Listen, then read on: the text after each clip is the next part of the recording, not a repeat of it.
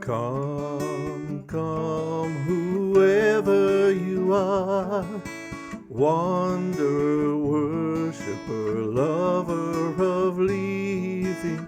Ours is no caravan of despair. Come, yet again come.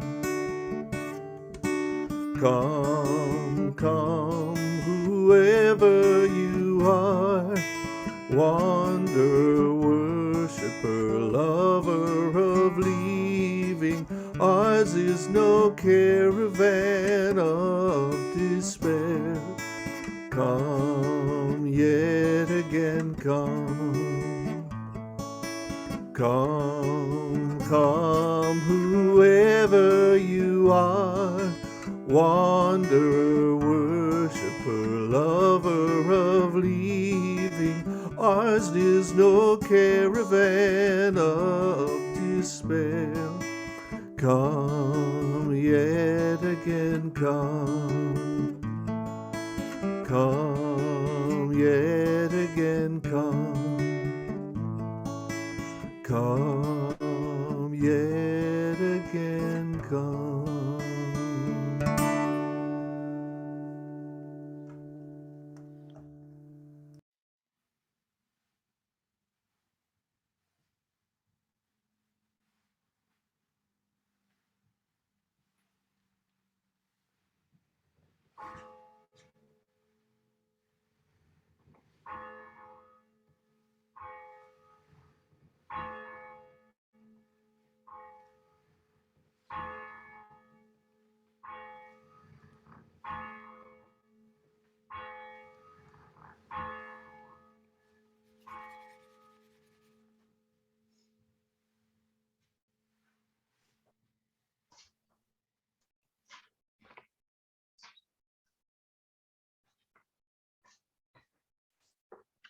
Welcome to our worship service. My name is Nancy Wilbur, and I'm with the Music and Worship Committee. Reverend Joe is away this Sunday, and we're delighted to welcome Richard Smyth into the pulpit for this lay-led service. Richard Smyth came into Unitarian Universalism at the turn of the century and was a member of the UU Church in Haverhill until 2019, when he moved to the Boston area. He started attending TPC just before the pandemic shut everything down. He is an active member of the environmental group Extinction Rebellion and is currently employed as a computer science teacher at Stoneham Middle School. As we begin our service today, we want to acknowledge that our church is built on the ancestral, unceded land of the Massachusetts people. We acknowledge the devastating legacy of settler colonialism and the continuing harm done to Indigenous groups in our community and beyond. May our commitment to justice, equity, and compassion call us to take meaningful restorative action to honor and protect the land and all her people.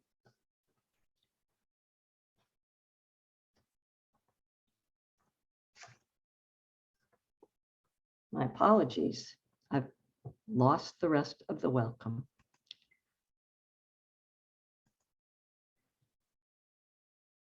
We come together to recognize again and celebrate the gift of life for ourselves and for all the creatures with whom we share this planet. For the miracle of every breath, with wonder in our joys and compassion in our sorrows. We invite all of you to bring your perspectives, your beliefs and doubts, and all that is unique and wondrous about you to our service. In the spirit of love, all are welcome here. If you are new to Theodore Parker Church or are visiting today, we'd love to stay in touch.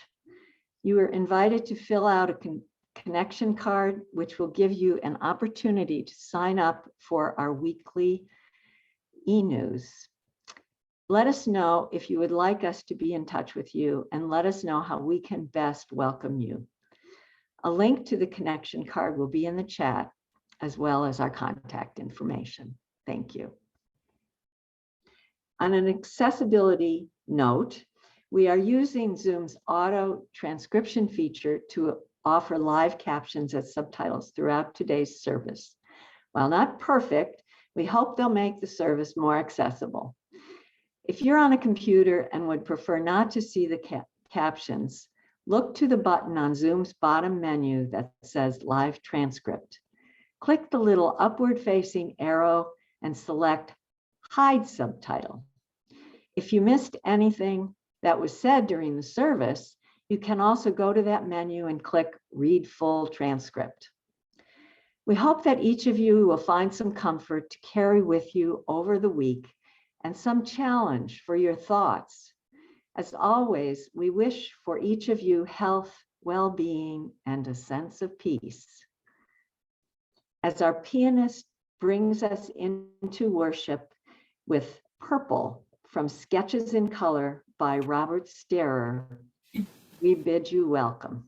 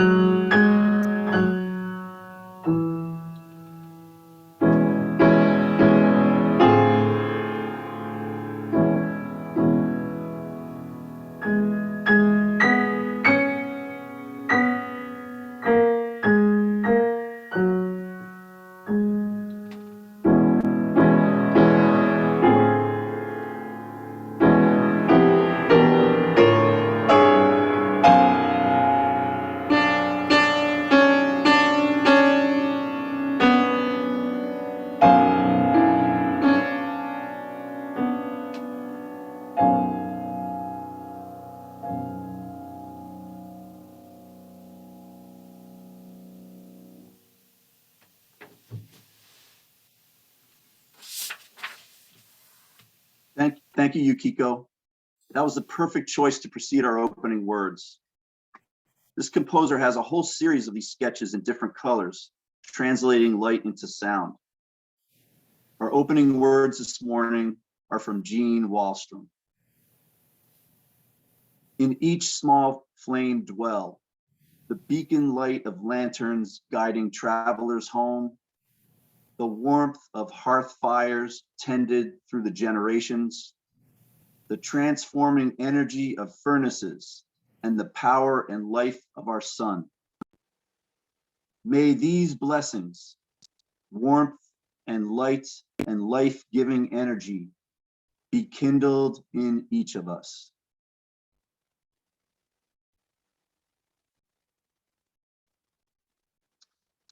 Our opening hymn this morning will be "We'll Build a Land." That's number 121 for all of those with contraband hymnals at home. These words from the biblical prophets Isaiah and Amos were adapted by Barbara Zanotti, a peace activist now living in Maine. The music was written by UU composer Carolyn McDade. I chose this hymn because the words inspire me to channel the energy of my life toward making the world, or some definite part of it, for the better, a better place. Let's join Michael in singing "We'll Build a Land."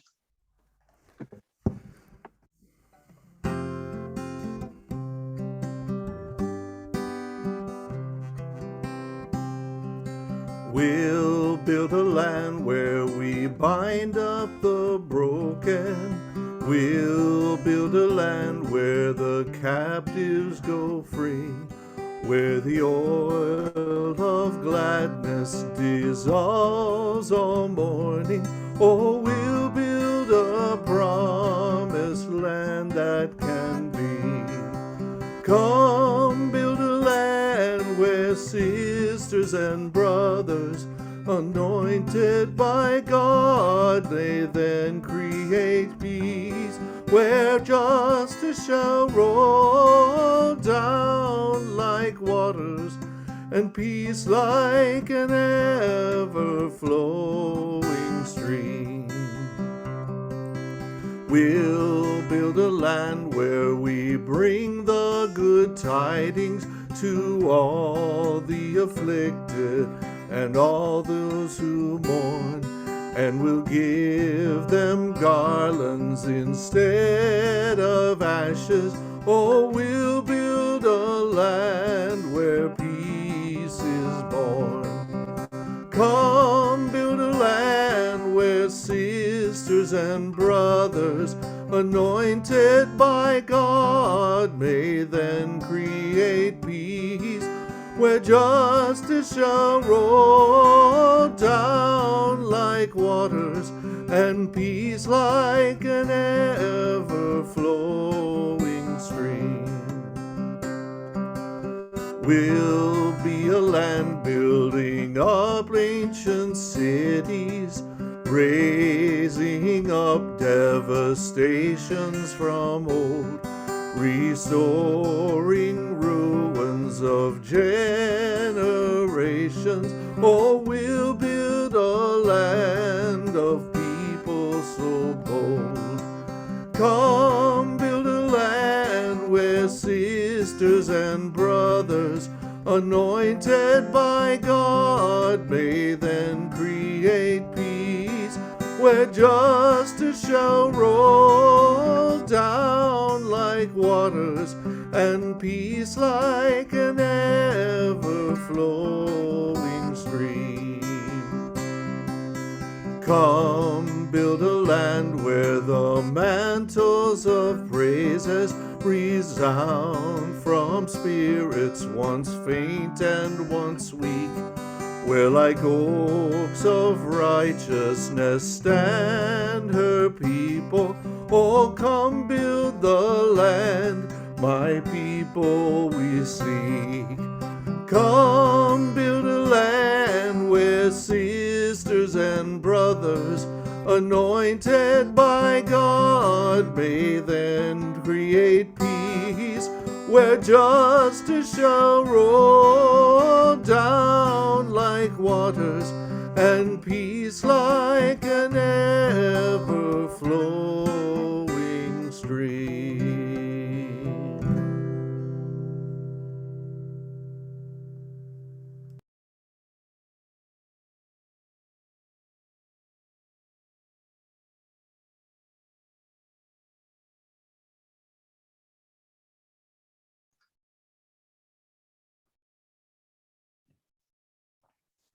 Thank you so much, Michael. Hope you'll now join us in sharing our chalice lighting words. Susan Karen is going to be reading our words in English, and I'm grateful to Nancy for trying out reading our words in Spanish this morning, which we do every week in honor of Theodore Parker Church's sister community in Pazuelos, El Salvador.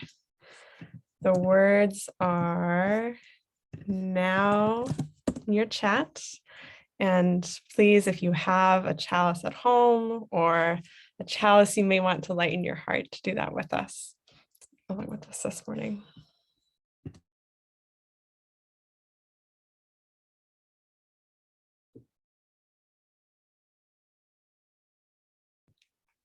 Susan, you're still muted if you're trying to start with English.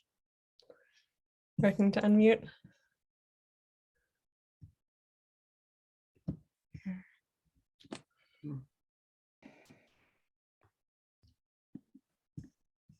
I think you're good now. Go for it. Thank you. Love is the spirit of this church, and service is its prayer. This is our great covenant, to dwell together in peace, to seek the truth in love, and to help one another. El amor es el espíritu de esta iglesia, y el servicio es nuestra oración. Esta es nuestra gran promesa, vivir juntos en paz, buscar la verdad con amor y ayudarnos los unos a los otros. Beautiful. Thank you both so much.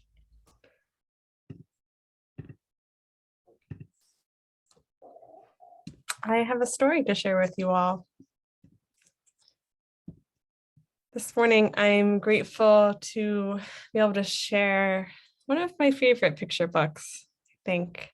It's called Child of the Universe, written by Ray Jawardana and illustrated by Raul Colon.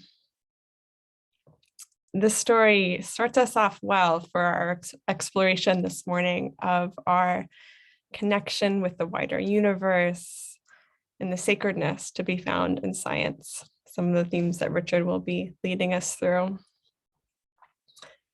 The author, Ray Jawardana, is himself a scientist. He's an astronomer who's currently serving as a professor and the dean of Cornell University's College of Arts and Sciences. This story reads to me as a love letter to the universe, grounded in wonder and love that all that science teaches us about our deep relationship with the cosmos. So here is Child of the Universe.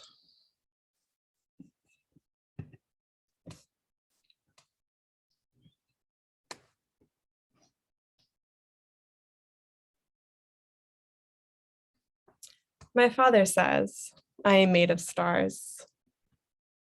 He turns off the light, so it is dark.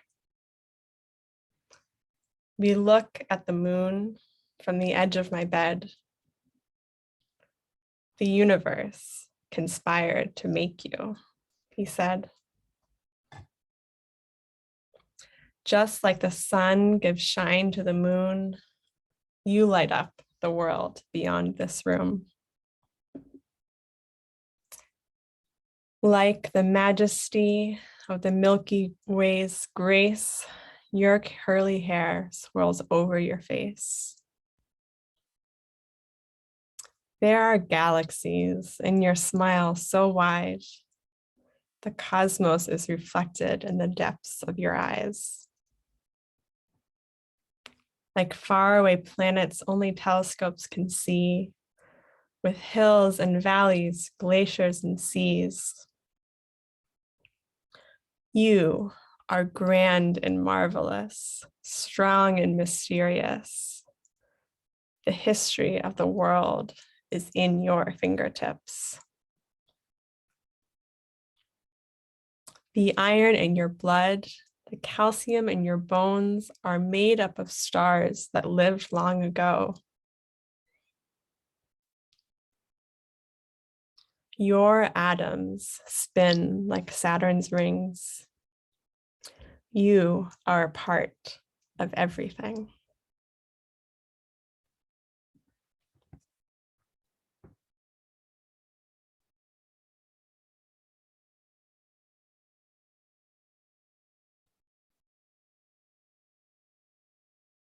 Of constellations and Arctic ice, of waves that move at the speed of light, of starbursts, brighter than fireworks. You are a child of the universe.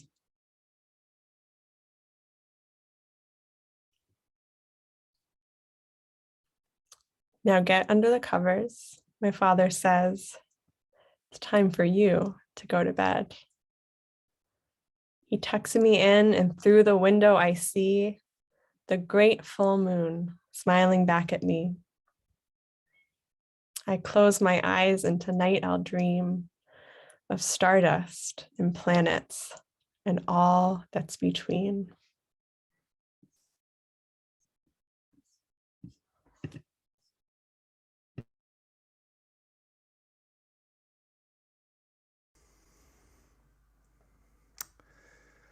Our centering hymn this morning is I Am That Great and Fiery Force. It's number 27 in our gray hymnal. It's new to us at TPC, but it has a lot going for it.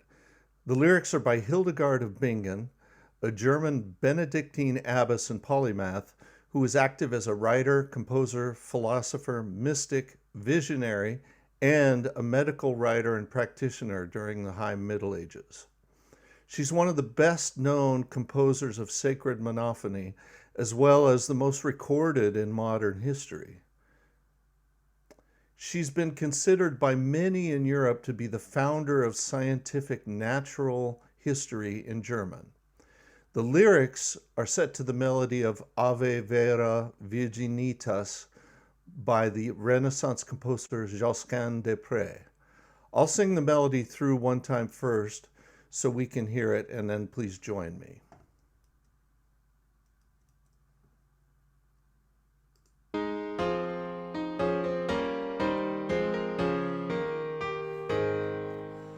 I am that great and fiery force, sparkling in everything that lives, in shining of the river's course, in greening grass that glory gives. All right, so we'll do the first verse again, and please join me now. I am that great and fiery force, sparkling in everything that lives, in shining of the river's course, in greening grass that glory gives.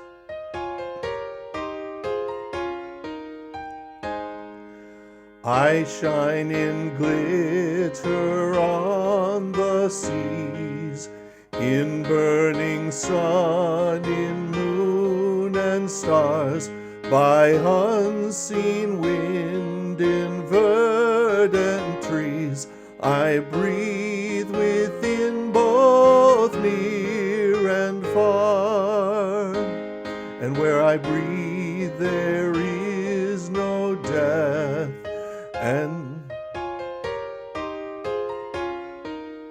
Okay, now verse 3.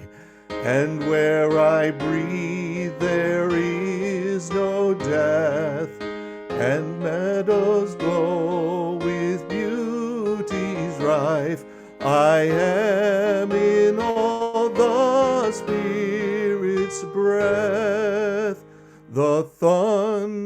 word, for I am life.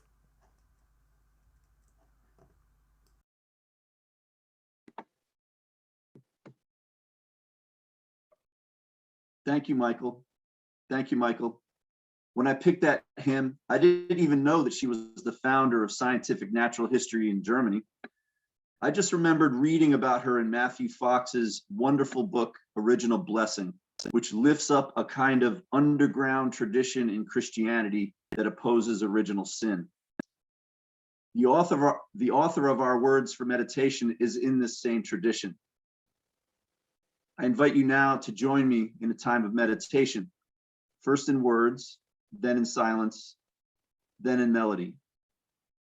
These words come from Nicaraguan Catholic priest Ernesto Cardinal, in which he gives us a mystical tour of the universe, imagining a love that holds everything together. Here are his words. Up above, the stars call out, inviting us to awaken, to evolve, to venture forth into the cosmos. The universe is made of union.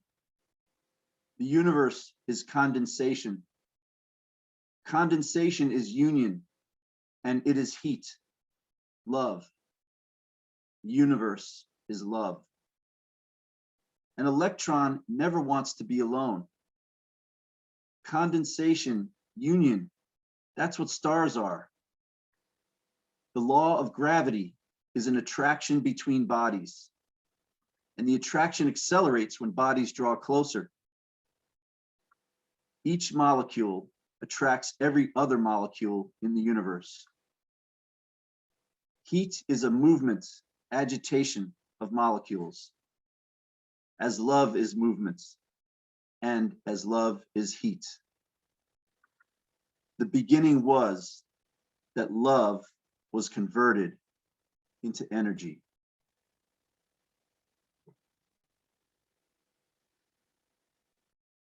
We share now in a time of quiet, followed by a musical meditation.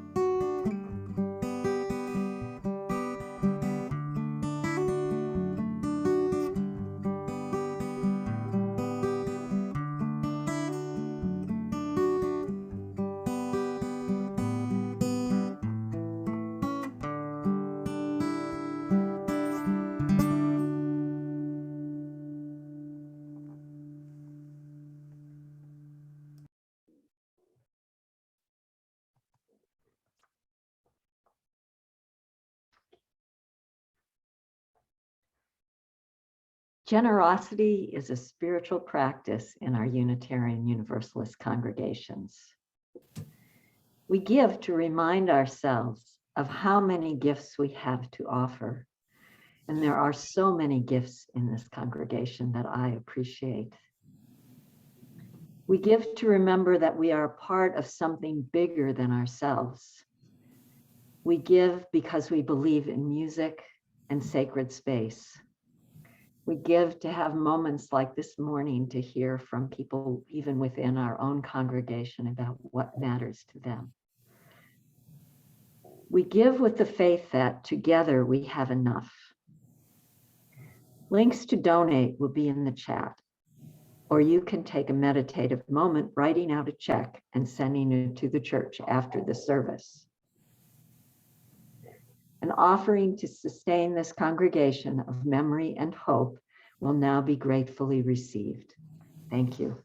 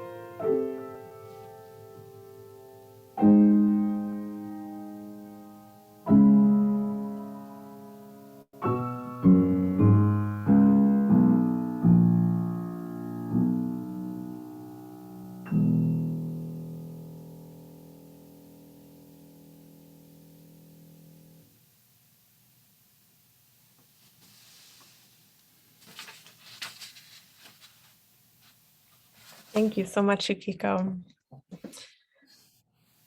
As you may have seen this morning, we are starting the annual Tickets to Safety campaign.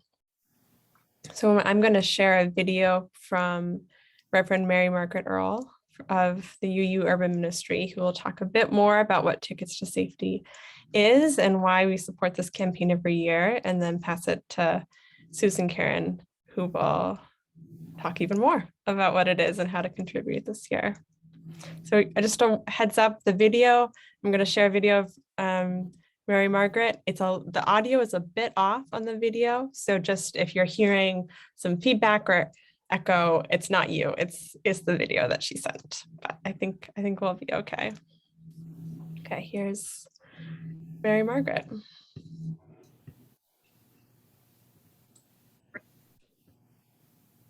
Good morning. I'm Mary Margaret Earl. I'm the Executive Director and Senior Minister at the Unitarian Universalist Urban Ministry in Roxbury. And I want to thank you this morning for welcoming me to say a few words of gratitude about your Tickets to Safety effort. I want to thank Susan Karen, Tori Harrington, and all the friends at Theodore Parker Church who faithfully steward the Tickets to Safety fundraising effort to benefit survivors at our Renewal House domestic violence shelter. These funds allow us to provide items that survivors and their children need, whether that's transportation to get from a dangerous living situation to the safety of our nurturing shelter, or whether a mom needs to purchase a birthday cake for her child. You help make that possible. Renewal House was founded by the Urban Ministry more than 40 years ago. As it has throughout its history, the Urban Ministry saw an unmet need in Boston and stepped in to address it. We were the first shelter in the area years later to welcome gay, lesbian, bisexual, transgendered, and male survivors.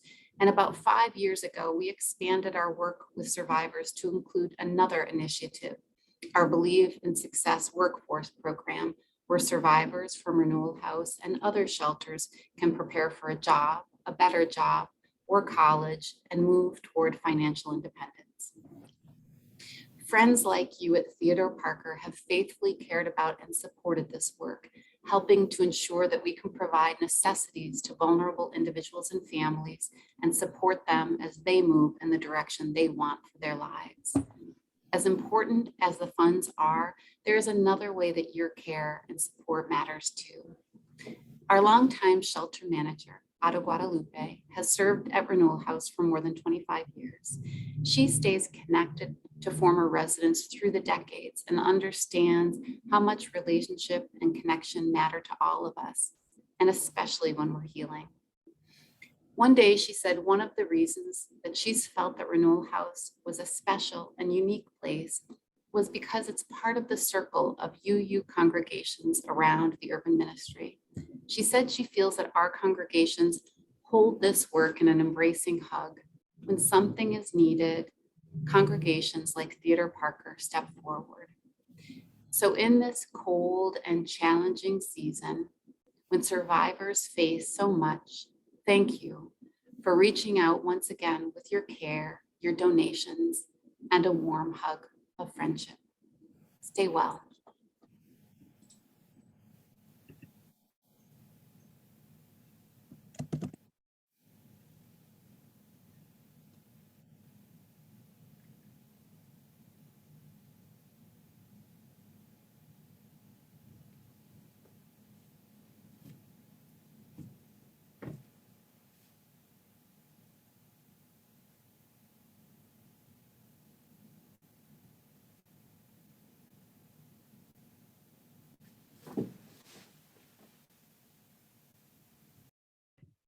Sorry, Susan, you're still muted.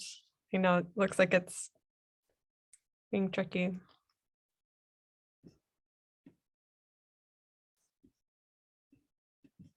Yeah, I'll send this pop up. Oh, I think you got it. Okay. Go for it. Oh, great. Thank you, Rose. And thanks to Mary Margaret for those words and for our continuing partnership that we have with the Urban Ministry. Our annual kickoff today supports Renewal House, as she said, a place of refuge for families seeking a life without violence. We usually have our 6-foot bus in front of us to demonstrate our Tickets to Safety campaign and how it works. But today, we're going to use a smaller version, and hopefully next week we'll be able to have the bus in the sanctuary and see our progress. The bus rep, for people that aren't familiar with our Tickets to Safety campaign, our bus represents a vehicle to assist survivors to a safe haven. Sometimes due to shelter constraints or a specific need, a bus ticket can provide a change maker and perhaps their families a journey to safety. How does it work?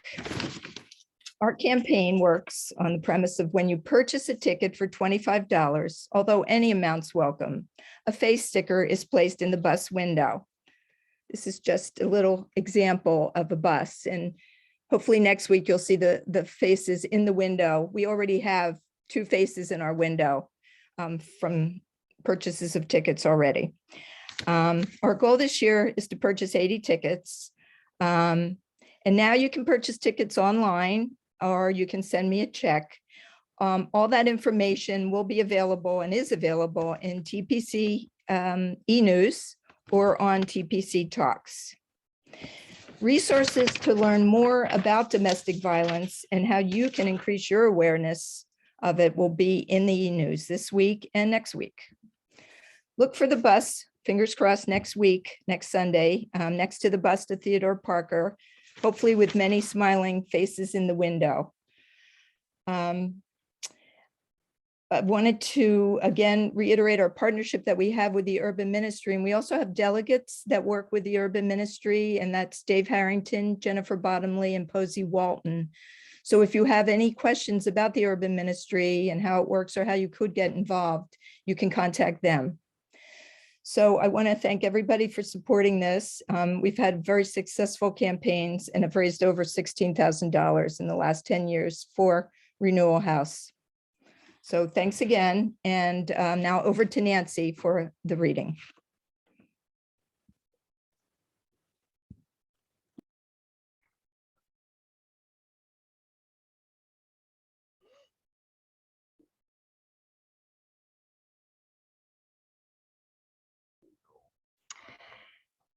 This reading is from Nancy Ellen Abrams, A God That Could Be Real. Until very recent times, people didn't get to choose their own God. In most places, they still don't. The invitation in the 12-step programs to turn to God as you understand God is in itself a revelation to millions of newcomers. Do you mean I get to design my own God? They ask, incredulous. Not only do you get to, you must. Because whatever image of God you were using before, if any, has not worked for you, or you wouldn't be in a program like this. I needed God to arise from the principles that govern reality. One of those principles, which is not yet widely known, turns out to be the key. It's called emergence, and it's a central idea of modern science and absolutely central to understanding a God that could be real. Emergence is the source of most of the creativity of this universe. At its simplest, it works like this.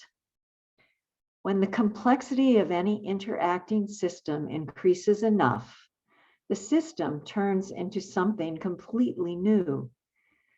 The individual parts remain what they are, but seen together they merge, and something radically original emerges, and it follows new laws. When we apply the idea of emergence to the immense complexity of human interactions, it becomes apparent that something astonishing must come into being, something real but utterly godlike.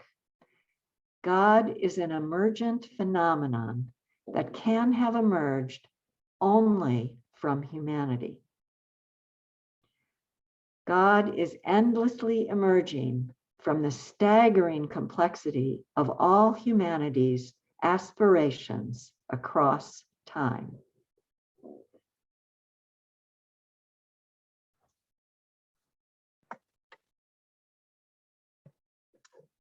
Thanks for doing that reading, Nancy. Ever since joining the UU Church in Haverhill over 20 years ago, I've been wondering where the energy I get from being part of a UU congregation comes from.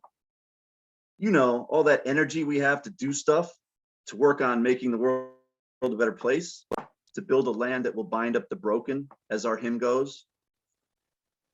It is something of a mystery to me, and it's something I like to ponder and read about. My research has led me into various sciences as I try to track the actual energy that sustains my life, from its source in the sun, to the plants that convert that energy into carbohydrates, to how my brain burns 20% of that energy I've ingested. From there, I have to bridge into the social sciences, psychology and neuroscience. What do we do with that energy once it's in our brains? Can we direct it, channel it in ways that make us more productive, positive, engaged in the world? And when I talk to others, I enter the realm of sociology. How does the way I bring my energy into the world influence others? How can we attune our energies so that, laser-like, they can focus and heighten the efficacy of our collective efforts? If we think of money as a form of virtual energy storage, the fruit of our labor, we enter the realm of economics.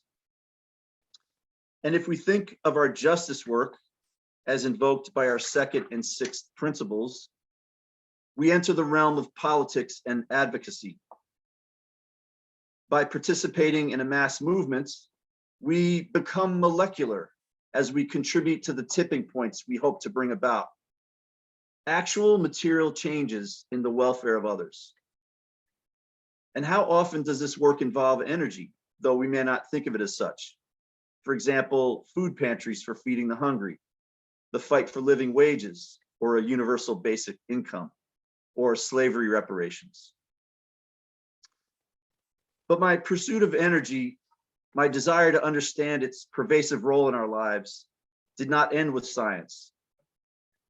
I found myself exploring the spiritual and religious realm as well.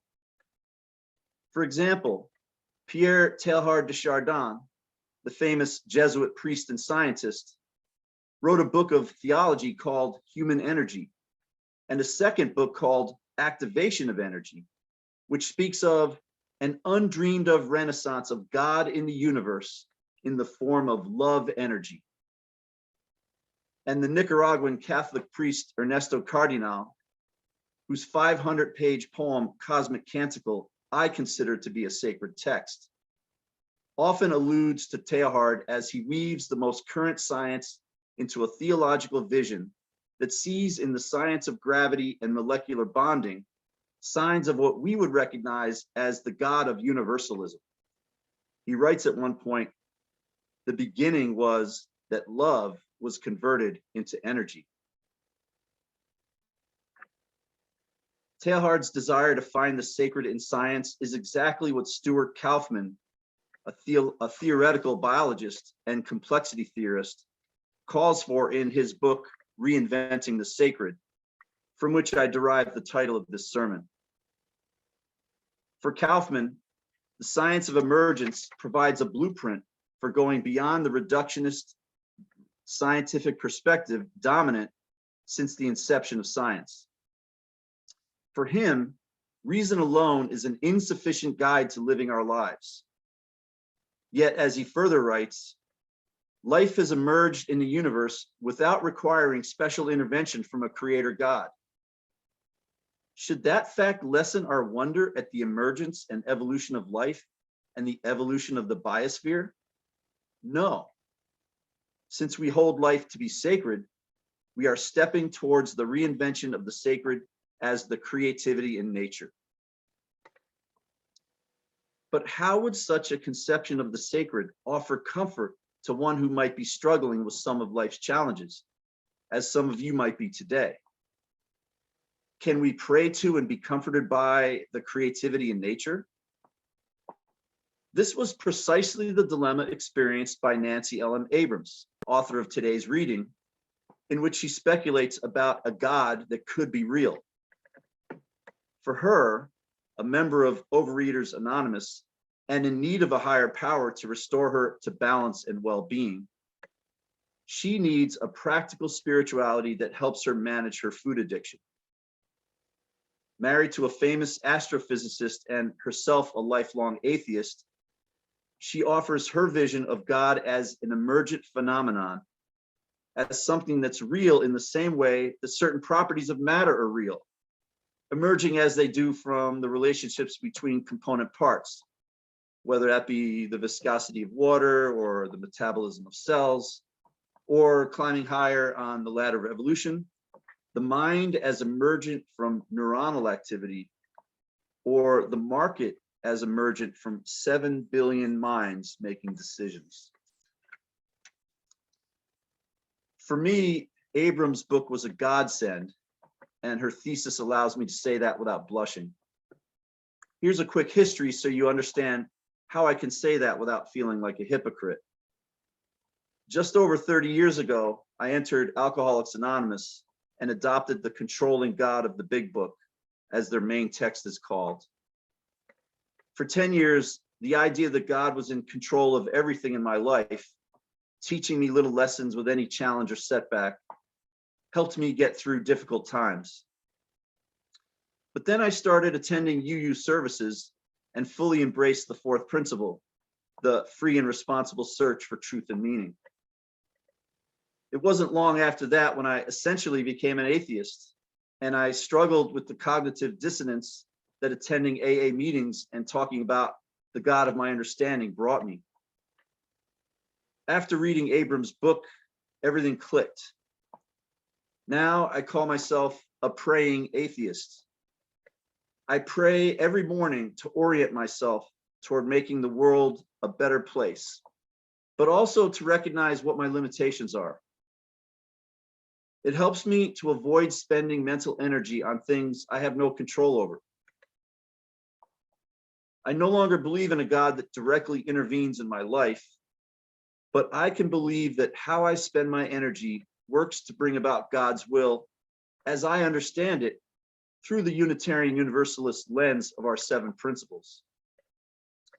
I can contribute toward tipping points that I feel are most important, and then turn it over, as the AA bumper sticker slogan says, which recognizes that the hope that if I do my part, enough others will do so as well to bring about the changes I want to see in the world.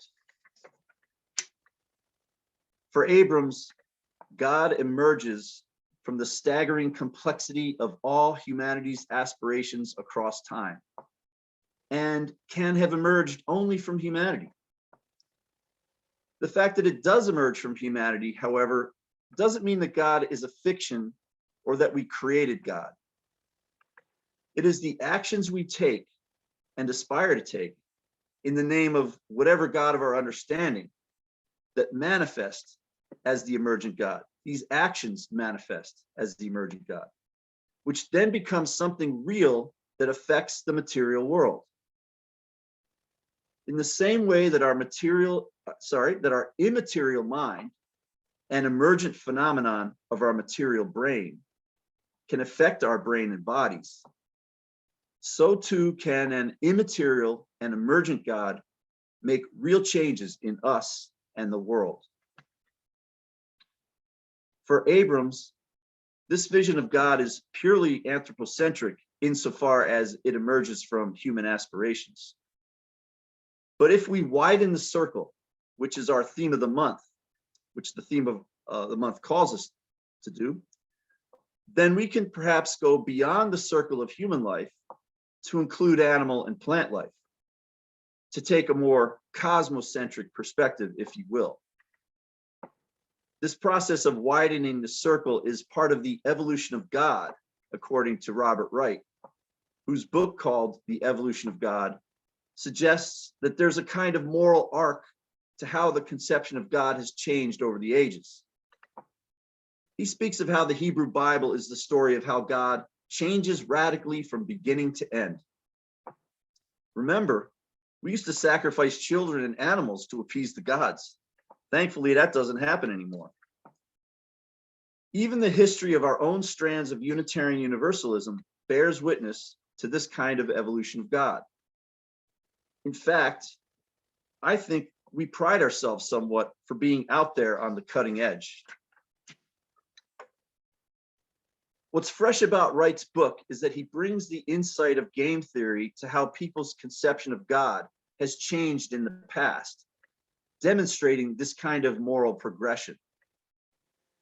You've probably heard about a situation being referred to as a win-win for everyone. Well, this turns out to be an area of study in math and philosophy called non-zero-sum dynamics. The basic idea is that my winning does not occur because you are losing, which is how a zero-sum game is defined. Wright hopes that looking at the history of God can help the world religions be reconciled with one another, as well as religion in general being reconciled with science. As the well-being of people across the world becomes more reliant on how tightly knit we are in material and economic terms, as the recent supply chain disruptions and COVID vaccination rates make all too clear, human beings lean into cooperation versus competition, peace versus conflict, when they see that it will benefit them. As more people become convinced that climate change is already affecting our lives in countless ways, the idea of widening the circle to recognize the inherent worth and dignity of every living thing on the planet becomes an urgent revision of our first principle. Poet and Zen master Gary Snyder, in an essay titled "Energy is Eternal Delight," tells of how in Pueblo societies, a kind of ultimate democracy is practiced. Plants and animals are also considered people, and through certain rituals and dances, are given a place and a voice in the political discussions of the humans. They are represented. How radical would it be for the trees and animals to have a representative in our Congress? But is that going far enough?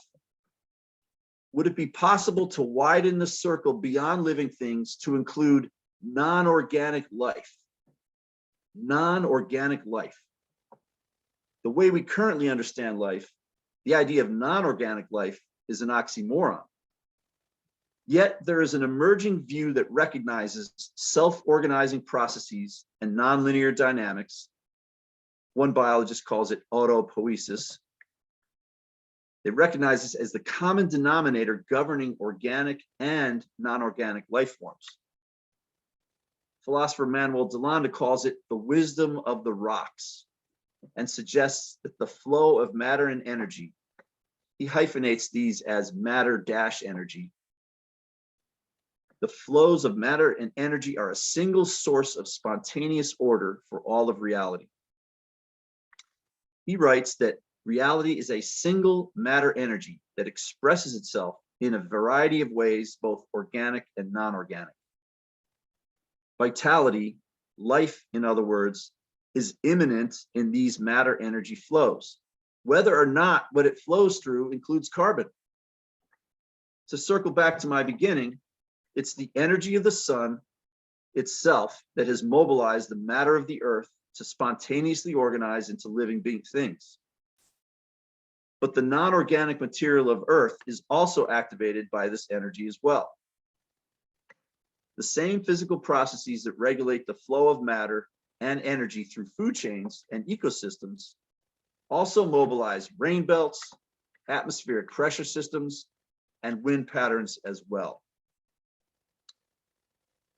If we reinvent the sacred such that God is understood as the manifestation of energy flowing through matter, the cosmic fire that you'll hear about in the closing reading, then the earth itself, the rocks, the mountains, the water, the minerals, the elements, must be included in our widening circle of life as well.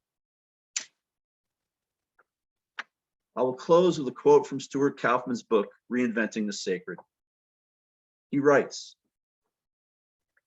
"If one image can suffice, think that all that has happened for 3.8 billion years on our planet, to the best of our knowledge, is that the sun has shed light upon the earth, and some other sources of free energy have been available, and all that lives around you has come into existence, all on its own. I find it impossible to realize this and not be stunned with reverence. Let it be so for all of us as well. Amen and blessed be."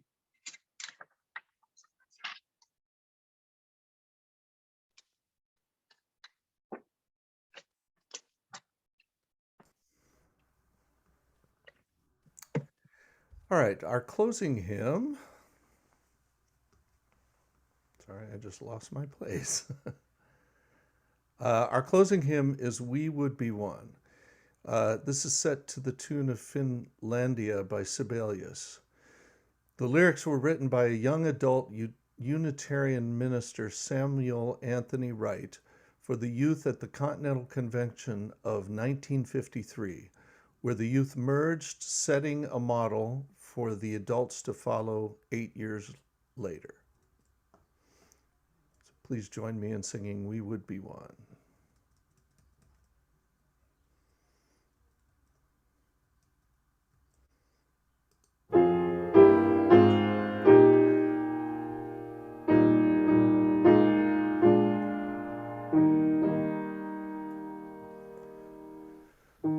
We would be one as now we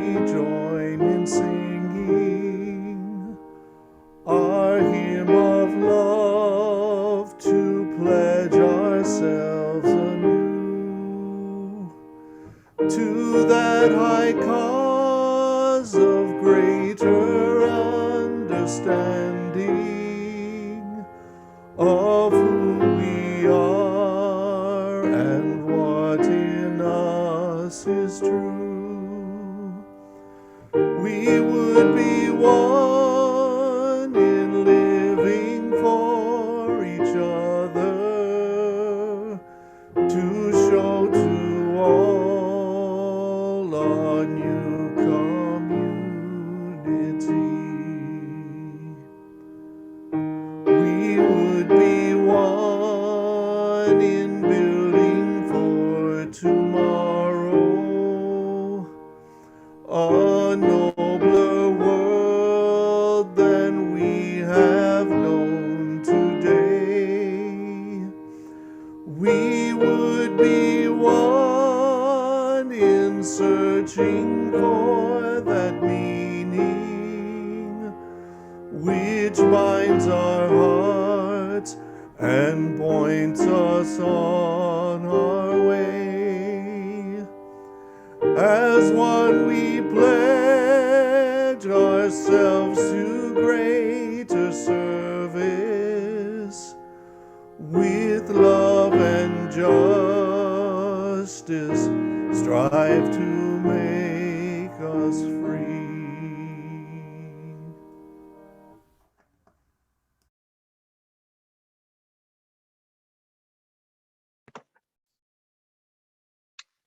Thank you, Michael. May we all be one in channeling our energy into building a nobler world.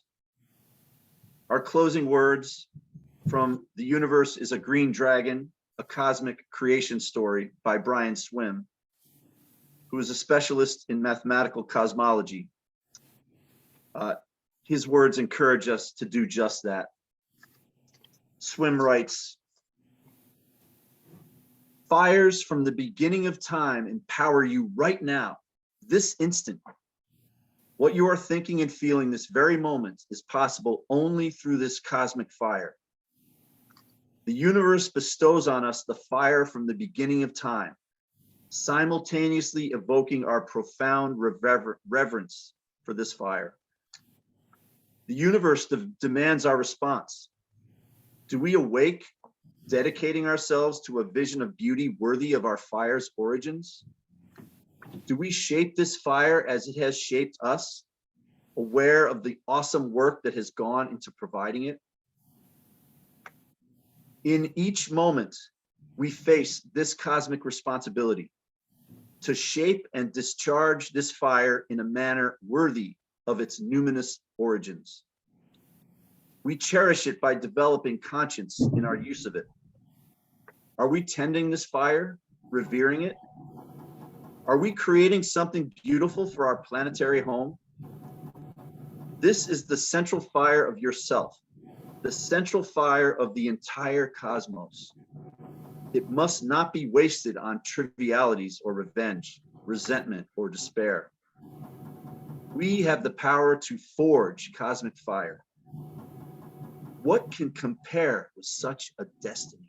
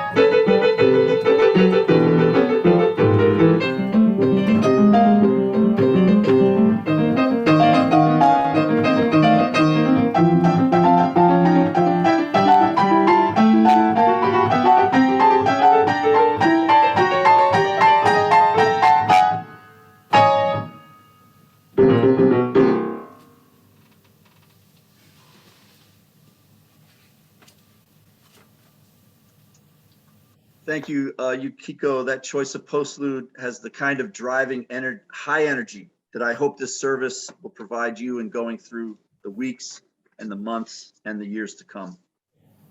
And thanks to everyone who helped with the service, especially Reverend Joe for feedback on my sermon, Rose for picking the perfect story for all ages. I told her it was perfect.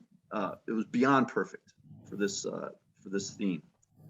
Yukiko for her careful selections of appropriate pieces, Michael for the hymns, and Nancy for your guidance, and Jen for braving the slick sidewalks to ring that bell, the real bell. Y'all are welcome to join in a breakout room or to leave once congregants go into their rooms. We take about 10 to 15 minutes in the breakout rooms for social time. So thanks, everybody.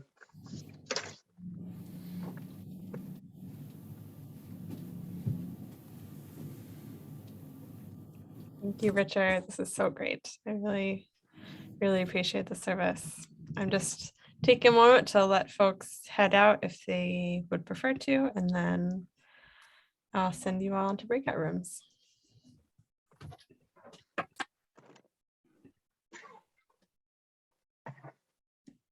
Okay, the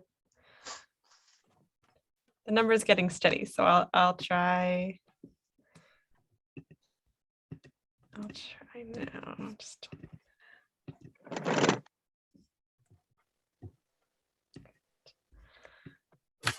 here you will go.